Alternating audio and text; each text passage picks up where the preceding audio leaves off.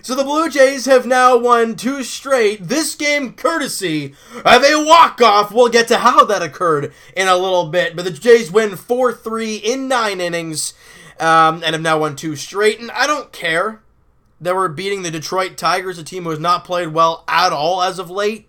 I really don't care. Because the way the Jays won this game today, that is really nice. Other than the walk-off, of course. Top of the first inning, Luke Maile. Absolute hose to second base. I think he got Candelario, out at first base. It was a gun by Luke Maile. A little bit of a high throw, but it was hard enough that it got there in time. So Devin Travis, could make the tag and get the guy out at second. Great job there. But Sam Gaviglio in the second inning gives up a home run to Hicks. A 2-run shot to Castellanos in the third. And you're down 3-0 after 3 innings. Now, that can change at any point, but after 4 innings, the Jays had been no hit. They really hadn't got anything going against former Blue Jay Matt Boyd, and things just really had not been going well for the team up until that point. But then we go to the 5th inning, the bottom of the 5th, and Kevin Pillar leads off the inning with a ground rule double. That is huge. You get your first hit, you've got a guy in scoring position now. Let's get some mojo going. Luke Maile strikes out, and a lot of Jays fans, including myself, are like, ooh, that's a ball burner right there. You want to kind of get a rally cooking right after the double. You don't. But Diaz then singles to left field. Pillar stays at third base. Runners on the corners with only 1 away. Next up, Devin Travis grounds to the third baseman. Pillar boogieing right on contact, I guess. He makes it home. They get the out at first base. And, there's 2 away. Which I assume they obviously couldn't get the double play on that play, which is huge because you get the run now. Next up, the hottest Blue Jay this month, Randall Grichuk, and on a 1-2 pitch, he pulls one, and it goes into the bullpen as we are tied at 3 apiece. This guy continues to hit the ball ridiculously. He was 1 for 4 in the ball game today with a couple RBIs, obviously, and his average went up a point. He's hitting 212 with a 280 on base. He is having a much, much better season. I mean, obviously he's not there yet when it comes to statistics, but over the last month, he's hit over 300. He has been playing great. Can he keep it up? We're going to have to wait and see. But as of right then and there, we're a tied ball game. And the thing I didn't mention yet, Sam Gaviglio, after giving up the 2-run shot to Nick Castellanos in the 3rd inning, settled down nicely, ended up going 7 innings. So he gave you 4 shutout innings after that 2-run shot. So yeah, rough start, but he was able to find his way and shut them down the rest of the way, and his final line was 7 innings, 4 hits, 3 runs, walked 3 guys, and struck out 5, dropped his ERA 1 point to 3.97, but anything under 4 for Sam Gaviglio, I mean, I'm not complaining. And he gave our team a chance to come back in the game and win. Now let's move along here. You go to the 8th inning. Joe Biagini out there gives up a couple singles to lead off the inning. We're like, oh boy, this is going to be tough, right? Because you think Joe Biagini, when he gets in trouble, usually things don't go well, right? Martin singles to center. Castellanos hits an infield single. 2 on, nobody out. But then he gets Candelario to fly out to Kevin Pillar. Victor Martinez to ground out to Joe Biagini to get the 1 out. Now they're 2nd and 3rd, 2 out, and they get a fly ball to Randall Grichuk to end the inning. Joe Biagini stayed calm and was able to get the job done. His ERA is now 6.50. Look, guys, it was North 8 when he was a starter and when he was through his first few outings in the bullpen. He has really started to find himself as of late. His scoreless inning streak continues.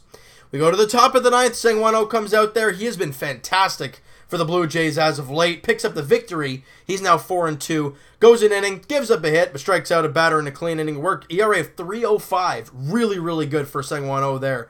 And in the bottom of the 9th, on a 1-0 pitch to big man Justin Smoak, you get a fastball hitter and a fastball pitcher and a fastball count.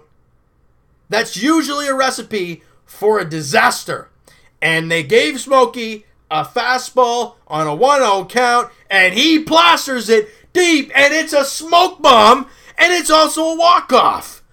As the Blue Jays win 4-3. He hits it in the second deck. He crushed that thing to right center field.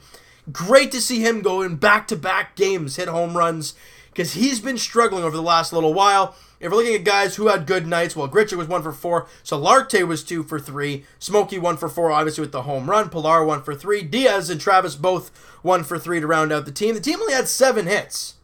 Matt Boyd did a pretty good job overall, but had that one tough inning, and the Jays got the job done. They did a great job grinding today, and past the 3rd inning, the Jays just shut down the offense of the Detroit Tigers, scoring-wise. Obviously, they had chances at points, but they were able to get out of them. And that's the thing. You can wiggle with danger all game long.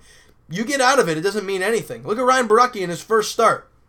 How many times did they have 2 on runners on 1st and 2nd or 2nd and 3rd in innings, but he found ways to get out of those innings. Obviously, 1 inning he couldn't, but no one's perfect, especially against the Houston Astros. So that's what I'm kind of saying. Biagini got into some trouble. Gaviglio got into some trouble at times, but he was able to get out of the innings, and they got the job done. They got the victory. That's 2 straight for the Jays against the struggling Detroit Tigers. Both teams had 7 hits.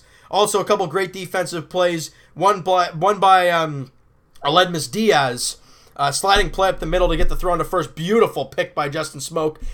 Obviously, we know he can hit the home run as Smokey can, but he's a great first baseman. And if the Jays are going to move him at the deadline, they could get a pretty penny. Very good defender, power, switch hitter. Last year of his contract, you could see it happening.